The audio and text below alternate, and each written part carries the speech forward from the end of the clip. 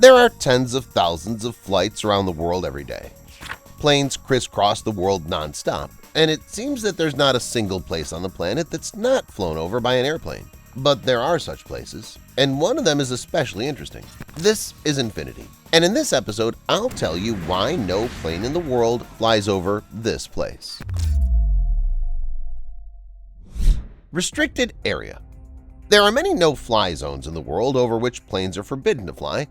For example, flights over Iraq, Syria, Somalia, Libya, Yemen, and some other territories, which are not very common at the moment, are partly or fully prohibited.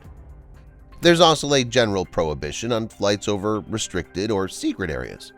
For instance, commercial planes do not fly over the famous Area 51 in the USA. Only planes that take off from a certain terminal at a certain airport can fly over the space. But even in this case, you need to get permission first.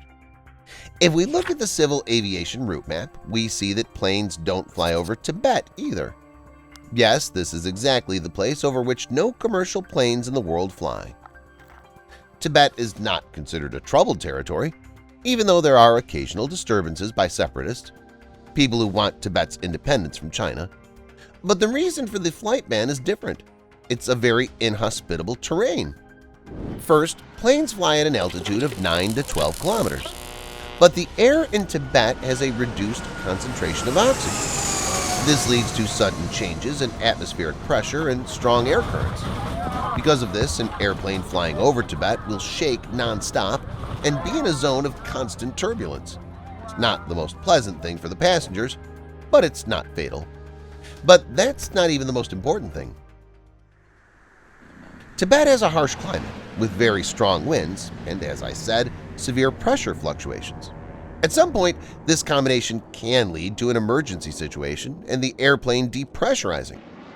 In this case, the pilot has to drop altitude to 3 kilometers, which is the limit at which an average person can breathe without an oxygen mask.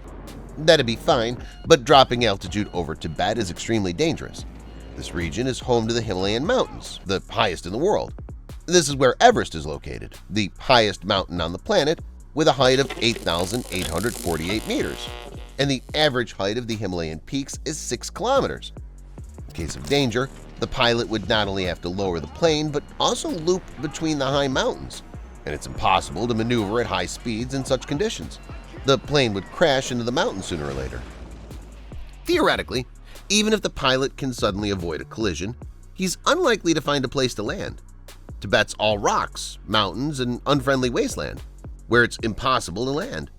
And even if by some miracle it is possible, then you have to wait for help for a very long time. It'll take several days to reach the plane and passengers, but only if the crew somehow manages to catch communication and determine the point of collapse. By that time, there may be no survivors at all. Don't forget about the low temperature, various avalanches, landslides, and other things. In general, Tibet is hell for pilots, which is why they do the right thing and not going into the area. Usually, they fly the region around from the southern side of the Himalayas, where India is. But they can also fly around it from the other side, depending on the route. On the one hand, you really don't see any airplanes in the sky over Tibet on the maps. This is generally true. There are no commercial planes here. On the other hand, military planes do occasionally occur here. Does this mean that the flight maps are lying to us?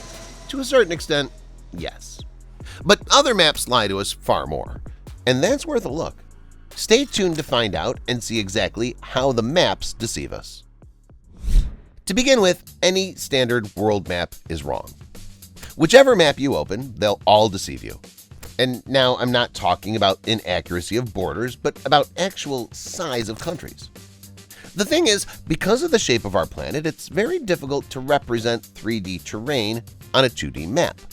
On a rectangular map, it's impossible to draw the ideal and real size of countries. The reason why certain countries and even continents look larger or smaller than their real size is called the Mercator effect. The effect is named after the scientist who invented one of the most common map projections.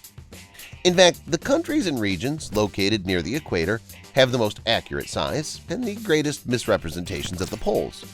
This makes us think that Greenland, for example, is incredibly huge.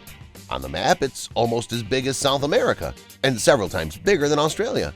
But if we use the true size of service to move Greenland to the equator, we see that it's not that big. Certainly not bigger than Australia. It's Australia that's 3 times bigger than Greenland. Or it seems to us that Russia is so gigantic that it wouldn't even fit into the huge Africa. That's not true. Look for yourself. Africa's twice as big. The same thing works in the opposite. If we take Ecuador, for example, located right on the equator, move it to the North Pole and stick it on Greenland, it'll grow right before your eyes. Or take Japan, for example. On a regular map, the Japanese island seems small enough, but if we pull Japan to the north, we'll see that at the top of the map, Japan will stretch from the north to the south of Russia. All in all, the service is interesting, so you can try it at your leisure. Well, as for the real size of the countries on the world map, this map is the most accurate. It can be called the most honest and real map. It looks quite unusual, but it gives a clear idea of how small countries are in Europe, how big Africa really is, and how big countries are in South America and Asia. It's not only flat maps that lie to us, but also spherical ones, that is, globes. We know from school that Earth is shaped like a sphere, hence the perfectly round globe. Slightly more advanced people know that Earth is not perfectly round, but a flattened ellipse. But scientists believe that it's more accurate to speak of Earth as a geoid. In simple words, a geoid is a surface which is normal to the force of gravity everywhere. However, if we speak very strictly, Earth still doesn't have a geoid shape because due to the influence of other large celestial bodies that's constantly acting on the surface of the Earth's shape regularly changes a bit. Nevertheless, the actual shape of Earth is close to this clump. Doesn't look as pretty as an even ball, does it? There's another kind of map that cruelly deceives us, and that's the metro maps. One of the most famous metro maps is the Moscow metro map. The main element here is the circular line in the center. It's line 5, or the Koltsevia line. It's pierced by dozens of lines. In fact, the map of Moscow Metro looks like this. It seems as if it was drawn in Microsoft Paint. The Koltsevia line, of course, is not perfectly round, and the other lines are quite curved. Also, the distances between stations are not as straight as on the regular map, but it gives a clearer idea of the actual size. This is also the case with the London Underground. By the way, it's the oldest subway in the world. The first line was opened there in 1863. The London Underground map has never been a reflection of reality. The center of the city is greatly exaggerated in size, but in the real scale, the center occupies only a small part. The center is enlarged in the Berlin U-Bahn too. A huge rectangle occupies almost half the subway, but in reality it's only a small circle pierced by a web of different lines. The Paris Metro map is close to reality as possible. It too misrepresents the proportions, but it does so less than in the case of Berlin U-Bahn or the London Underground maps. And finally, let's take a look at some more unusual and atypical maps that you'll like. At first, it looks like an ordinary map of the world, but immediately you noticed something wrong. China's too big, and India's not too small either.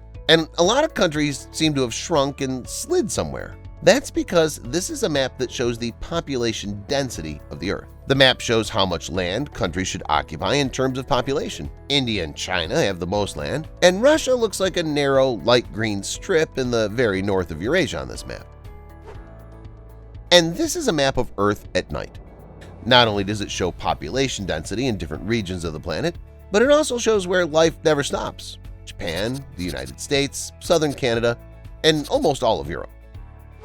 Here is a slightly similar map with bright places. This map shows the most photographed places in the world. As you can see, Europe is literally on fire. You bet! There are a lot of famous sites there. The US and Asia are not so bad as well. Africa and northern Canada, on the other hand, are not very photogenic. This is what the 2016 financial wealth map looks like. The greener the region, the more money per adult there is. The redder, the less. And finally, a map that reveals the truth of the world. In fact, the whole world is a cat playing with Australia like a ball. That's all, guys. Which map do you like the most? Let me know in the comments. Thank you for watching, and see you later.